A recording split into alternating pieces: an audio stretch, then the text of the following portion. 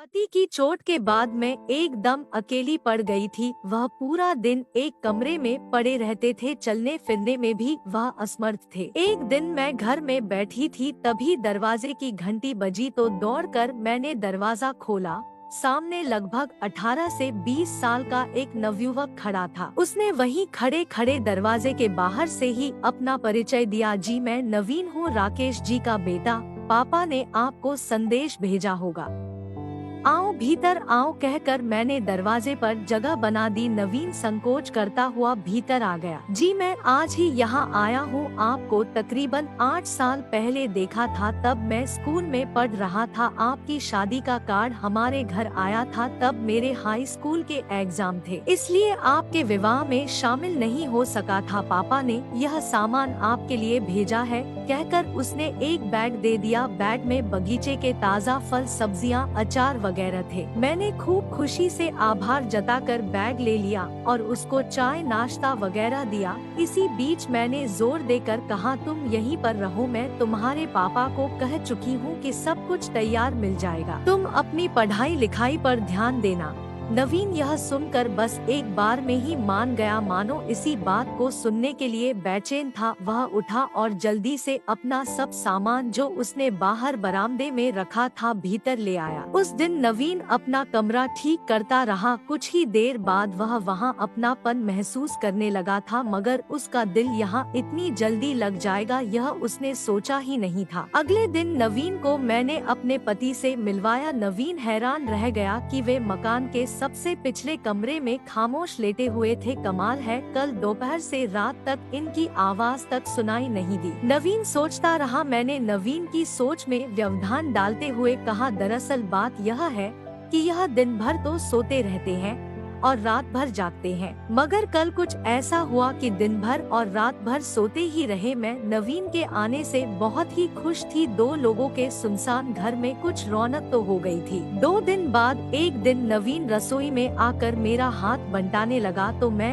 हंस कर बोली, अभी तुम बच्चे हो, तुम्हारा काम है पढ़ना। जवाब में उसने कहा, हाँ पढ़ना तो मेरा काम जरूर है, मगर इतना भी बच्चा नहीं हूँ, मैं पूरे 20 साल का हूँ। मैंने आश्चर्य से देखा तो नवीन बोला, कॉलेज में पढ़ता हूँ, अब बच्चा नहीं रहा गया। एक दिन बातों बातों में नवीन ने मुझसे पूछा, आपके पति को क्या हुआ है, वे कमरे में अक्सर क्यों रहते हैं? वे बिल्कुल फिट थे, पहले तो अच्छा खासा कारोबार देख रहे थे, हमारा खुद का कारोबार था, उससे बहुत अच्छी आमदनी होती है। हुआ यह कि ये पिछले साल ही एक पेड़ से गिर पड़े, सब इलाज करा लिया है, कम कंपा कर चल पाते हैं। फिलहाल तो 2 कदम चलने में भी पूरे 10 मिनट लगते हैं, इसलिए अपने कमरे में ही थोड़ा बहुत चलते हैं। सप्ताह में 3 दिन फिजियोथेरेपी कराने वाला आता है, बाकी फिल्में देखते हैं। यह सुनकर उनकी तरफ देखा। वह जानता था कि मुश्किल से 5 साल ही हुए होंगे हमारे विवाह को। उसने अंदाज लगाया और अपनी उंगली में गिनने लगा। मैं बोली, हाँ 5 साल हो गए हैं।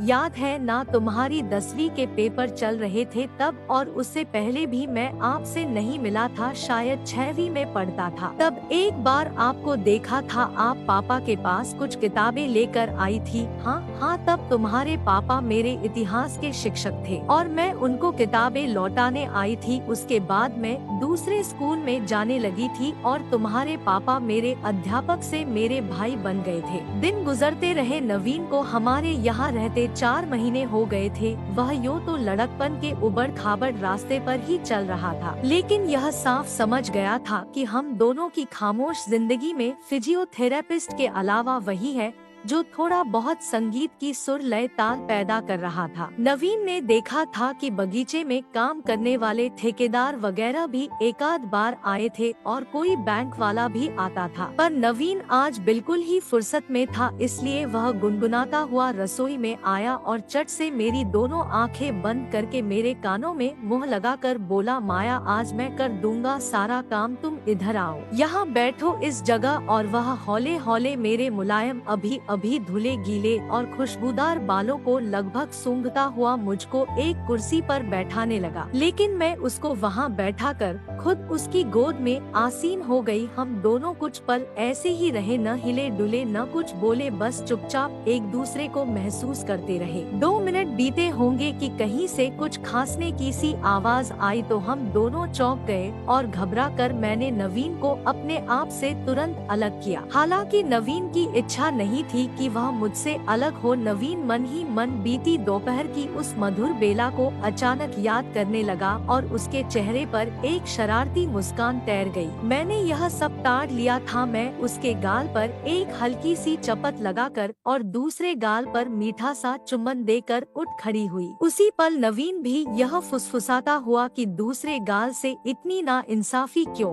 अपनी जगह से खड़ा हो गया और मेरे बगल में आकर काम करने लगा। मेरे बदन में जैसे बिजली कौंध रही थी। मैं कितनी प्रफुल्लित थी यह मेरा प्यासा मन जानता था। मैं तो ऐसे अद्भुत अनुभव को तरस ही गई थी, मगर नवीन ने मेरा अधूरापन दूर कर दिया था। तपते रेगिस्तान में इतनी बरसात होगी और इतनी शानदार, मैं खुद बीता हुआ कल याद करके पुलक सी उठी थी। खांसने की आवाज दोबारा आने लगी थी। मैं एक कप चाय लेकर नवीन को प्यार से देखती हुई वहाँ से निकली और पति के कमरे तक पहुँच गई। नवीन चाय की चुस्कियाँ लेते हुए अपने लिए नाश्ता बनाने लगा। उसने जानबूझकर 2 बार एक छोटी कटोरी फर्श पर गिराई, मगर मैं उसके इस इशारे को सुनकर भी उसके पास नहीं गई। पति की दोनों हथेलियों को सहलाती हुई मैं उनमें नवीन की देह को महसूस करती रही और अपने आप से बोलती रही, प्यार हमारे जीवन में बिल्कुल इसी तरह आना चाहिए। किसी उन्मुख झरने की तरह मेरे भीतर गुदगुदाहट सी मदहोशी छा रही थी, लेकिन मैं इस बात से बिल्कुल ही बेखबर थी कि पति को मेरा अनजाना सा स्पर्श उद्वेलित कर रहा था। वे कल से एक नई माया को देखकर हैरान थे। इस पूरे हफ्ते मैंने और भी कुछ नया नया सा रूप दिखाया था। मैं उनकी तरफ पीठ करके लेटती थी, मगर अब तो हम दोनों बिल्कुल आमने सामने होते थे। अब आजकल तो चमत्कार हो रहा था। मैं जैसे नई नवेली दुल्हन सी बन चुकी थी और मेरे ये तेवर और अंदाज मेरे पति को चकित कर रहे थे। नवीन भी, जो शुरू में उनसे कभी कभार ही एकाध सेकंड को ही मिलता था, वह अब कंधे भी दबा रहा था, चाय भी पिला रहा था। एक दिन किचन में नवीन ने आकर मुझको पीछे से अपनी बाहों में भर लिया और मुझको चूमने लगा। मैं भी उससे लिपट गई और हम दोनों एक दूसरे में खो गए। तभी खट की आवाज आई। इस आवाज से नवीन चौंक गया। हम दोनों एक दूसरे से अलग हुए। नवीन के प्यार को पाकर मैं बहुत खुश थी। अब मुझको जो जीवन एक लादा हुआ जीवन लग रहा था, अब वही जीवन फूल सा, बादलों सा, रुई के फाहे सा लग रहा था। मैं नवीन के यहाँ आने को कुदरत के किसी करिश्मे की तरह मान चुकी थी। नवीन को यहाँ 1 साल पूरा होने जा रहा था और मैं अब खिलकर निखर सी गई थी।